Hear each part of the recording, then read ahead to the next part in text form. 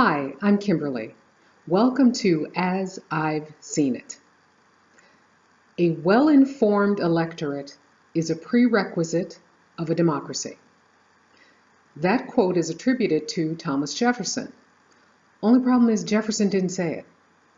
If you Google it, you're going to get Jefferson said it. But if you go to the Library of Congress website, or if you go to the website monticello.org, yes, it's pronounced Monticello, not Monticello, you will find that the two places that have Thomas Jefferson's papers both say, nope, it's not written in anything. The closest thing to it that I've seen is a letter that Jefferson wrote in 1789, which states, wherever the people are well informed, they can be trusted with their own government. I bring up this quote and its misattribution for two reasons. First, I agree with the premise, with the idea that voters should be very well informed. We should know exactly what's going on before we cast our votes. The other reason I brought it up is because of the mistake. Are we truly well informed? We live in an age that our ancestors could not have imagined. We have at our fingertips, through our smartphones, through our tablets, through our PCs, a wealth of information. The internet is the great equalizer. Anyone can be on the internet, myself included. The problem is, anyone can be on the internet, myself included. There's a great deal of misinformation out there. According to the Pew Research Center, most American adults get their news through social media, 62%. 44% of American adults, approximately, the Washington Post states, get their news via Facebook. Now, Facebook has gotten a lot of headlines over the course of 2016, and they've gotten into a bit of trouble. So let's talk about it for a moment. Back in the spring, another website, Gizmodo, or is it Gizmodo? Don't know, busted Facebook. Facebook has sort of said all along that they've got this algorithm that decides what to put in your trending news feed or what to send toward you for suggested stuff.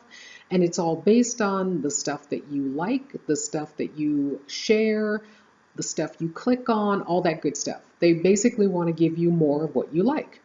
What they didn't tell us was that they had a whole crew of human editors who went through and decided what should be in the trending newsfeed.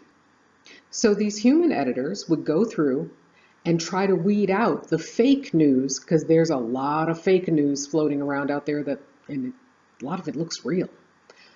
They would edit out the fake news, but they would also insert things into the trending news.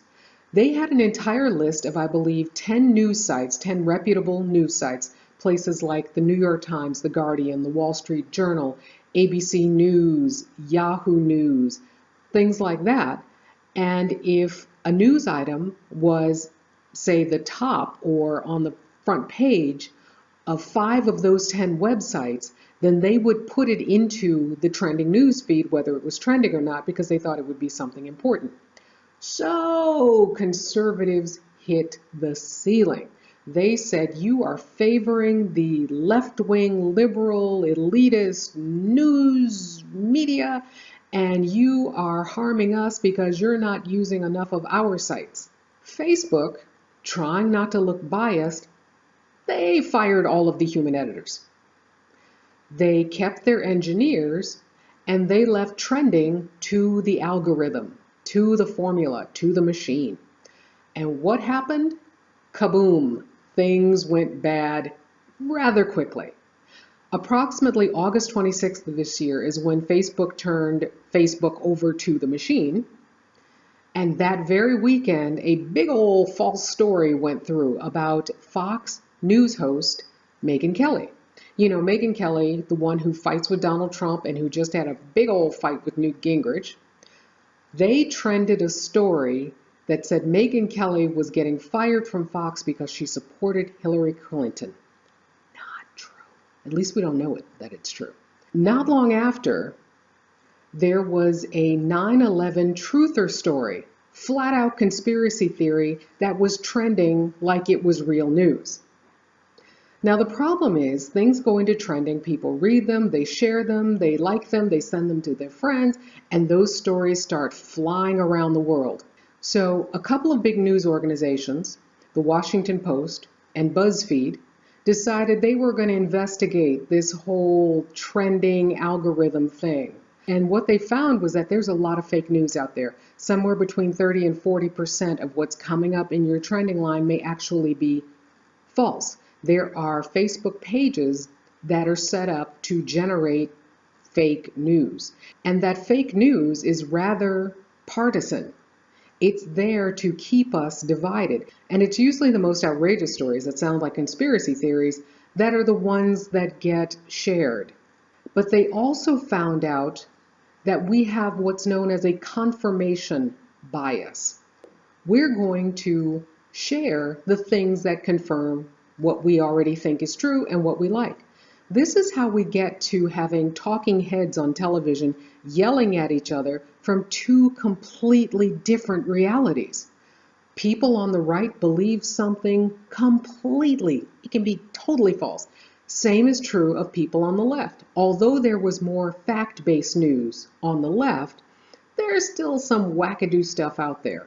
Remember when Secretary Clinton fainted at the 9/11 commemoration service? She went to her daughter Chelsea's house, hung out there for a couple of hours, then reemerged, waved at the crowd, took photos with a cute small child, got back in the SUV. Well, there are people who are completely convinced that was not Hillary Clinton who walked out of that building. They believe there is definitely a body double. One of the actresses, one of the women who makes a living impersonating Hillary Clinton is Teresa Barnwell. Now, she's been doing this for decades. There are photos of her, with Hillary that go back to the 90s. And yeah, at a quick glance, these two women look alike. So people were convinced it was her that walked out of that building. And lest it look like I'm only picking on Facebook, oh, Twitter can be just as guilty of the false information dissemination problem. This dude created a fake representative in the US House of Representatives. He made up a name, put in a photo, and claimed that he represented Georgia's 15th congressional district. Georgia does not have a 15th congressional district. This guy started tweeting information at some famous news people, and I'm not going to give you their names and embarrass these people. You can look it up. It took a while for people to catch on. Now, part of the reason this is a big deal, in my opinion, is because of the echo chamber. So because we're in the echo chamber and we're seeing things that appeal to us and only things that appeal to us, because it's hard to break out of the Facebook algorithm, because we're being fed fake information in that bubble and in that echo chamber, and because of our confirmation bias, where we like stuff that confirms what we already believe, we're not talking to each other. We are talking mostly to our friends and our families and people who think like us. We need to start talking to each other. We need to begin the healing process. No matter who wins the presidency, we cannot survive if we are like this. Abraham Lincoln said, "A house divided against itself cannot stand." And of course, Lincoln was not the first to say that. That's actually a quote from the Bible. We need to stop being such a divided house. And part of that healing comes from sharing information and dialogue. Thanks for watching.